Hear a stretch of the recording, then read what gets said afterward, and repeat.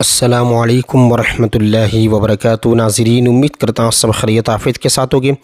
آئیے انشاءاللہ عز و جل آج کی اس ویڈیو میں اردو کتاب جنتی زیور کا پارٹ نمبر 220 پڑھیں گے، اور آج ایک بہت ہی بہادر خاتون کے متعلق ہم نے پڑھنا ہے۔ آپ دیکھ سکتے ہیں یہاں پر یہ 19 نمبر لکھا ہوا ہے، یعنی خواتین اسلام کے جو سبق چل رہے ہیں اس میں یہ 19ویں نمبر کی یہ خاتون ہے جن کا تذکرہ آج ہم سنیں گے۔ دیکھیے کیا نام ہے، حضرت بی بی سمیہ رضی اللہ تعالی عنہا۔ دیکھیں یہ حضرت عمار بن یاسر صحابی رسول ہے نا، صحابی رضی اللہ تعالی عنہما کی والدہ ہیں۔ اسلام لانے کی وجہ سے مکہ کے کافروں نے ان کو بہت زیادہ ستایا۔ ایک مرتبہ ابو جہل نے نیزہ تان کر ان سے دھمکا کر کہا کہ تو کلمہ نہ پڑھ ورنہ میں تجھے یہ نیزہ مار دوں گا۔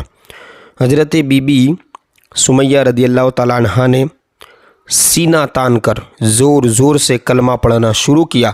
ابو جہل نے غصے میں بھر کر ان کی ناف کے نیچے اس زور سے نیزہ مارا کہ وہ خون میں لت پت ہو کر گر پڑی اور شہید ہو گئی۔ دیکھیں آگے تبصرہ۔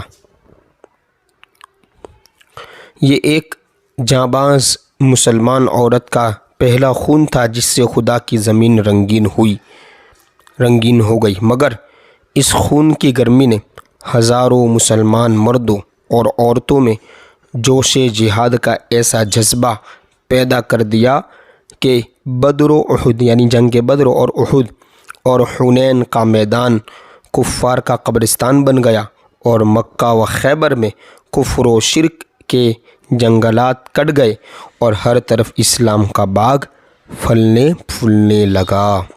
دیکھیں 20 نمبر حضرت بی بی لبینہ رضی اللہ تعالی عنہا۔ یہ ایک لونڈی تھی، یعنی جو غلام ہوا کرتی تھی پہلے کے دور میں، جو کام کرے کسی کے ہاتھ نیچے، ٹھیک ہے۔ ابتدا اسلام ہی میں اسلام کی حقانیت کا نور ان کے دل میں چمک اٹھا اور یہ اسلام کے دامن میں آ گئی۔ کفار مکہ نے ان کو ایسی دردناک تکلیفیں دیں کہ اگر پہاڑ بھی ان کی جگہ پر ہوتا تو شاید لرز جاتا، مگر اس پیکر ایمان کے قدم نہیں ڈگمگائے۔ خود حضرت عمر رضی اللہ تعالیٰ عنہ جب تک دامن اسلام میں نہیں آئے تھے، یعنی ایمان نہیں لائے تھے حضرت عمر، تو اس لونڈی کو اتنا مارتے تھے کہ مارتے مارتے خود تھک جاتے تھے، مگر حضرت لبینہ رضی اللہ تعالیٰ عنہ اف نہیں کرتی تھی، بلکہ نہایت ہی جرأت و استقلال کے ساتھ کہتی تھی کہ اے عمر، تم جتنا چاہو مجھ غریب کو مار لو، اگر خدا کے سچے رسول صلی اللہ علیہ وسلم پر تم ایمان نہیں لاؤ گے تو خدا ضرور تم سے انتقام لے گا، یعنی بدلہ لے گا۔ اب دیکھیں تبصرہ۔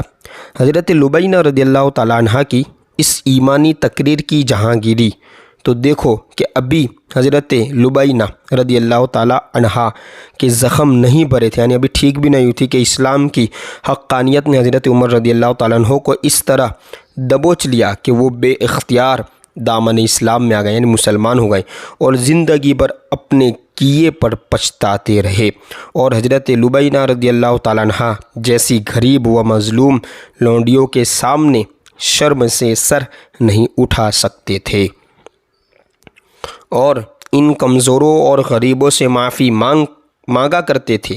یہاں تک کہ حضرت بلال رضی اللہ تعالیٰ عنہ جن کو یہ گرم جلتی ہوئی ریت پر لیٹا کر ان کے سینے پر وزنی پتھر رکھا ہوا دیکھ کر حقارت سے ٹھوکر مار کر گزرتے تھے، تھوڑے دن نہیں گزرے کہ امیر المؤمنین ہوتے ہوئے اپنے تخت شاہی پر بیٹھے کہ یہ کہا کرتے تھے کہ سیدنا و مولانا، یعنی کون؟ حضرت عمر۔ پہلے حقارت سے دیکھتے تھے، لیکن جب تخت پر بیٹھے اور حضرت بلال ایمان لے آئے نا، تو سیدنا و مولانا بلال، یعنی بلال تو ہمارے آقا ہیں، اور بلال کی صورت کو کمال ادب اور محبت کے ساتھ دیکھ کر زبان حال سے بھرے مجمع میں یہ کہا کرتے تھے۔ کیا کہا کرتے تھے حضرت عمر ان کی شان میں؟ ہے نا.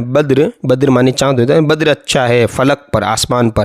نہ ہلال اچھا ہے چشم بینا ہو تو دونوں سے بلال اچھا ہے. یہ ہلال معنی چاند، یعنی نہ بدر اچھا ہے چاند اچھا ہے، نہ سورج اچھا ہے، بلکہ چشم بینا ہو تو دونوں سے بلال اچھا ہے. حضرت بلال کی شان میں یہ شعر وہ کہا کرتے تھے. اب انشاءاللہ عز و جل پارٹ نمبر 221 میں آگے یہاں سے پڑھیں گے.